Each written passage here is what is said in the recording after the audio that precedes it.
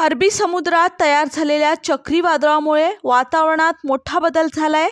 राज्यातील अनेक जिल्ह्यांमध्ये सध्या मुसळधार पाऊस कोसळत आहे।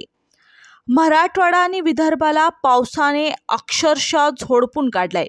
या पावसामुळे बळीराजा मात्र सुखावलाय।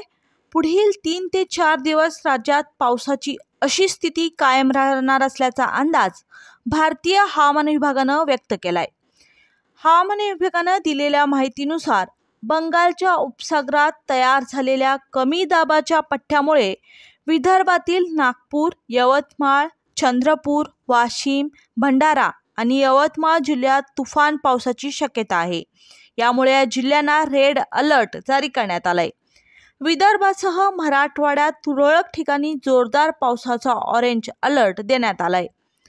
मराठवाड्यातील छत्रपती संभाजीनगर, जालना, बीड, धाराशिव आणि लातूर जिल्ह्यातही आज मुसळधार पाऊस कोसळणार आहे।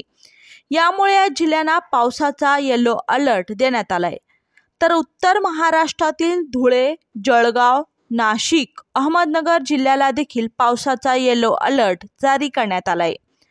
कोल्हापूर, सांगली, सोलापूर जिल्ह्यातही पावसाच्या सरी कोसळणार आहेत।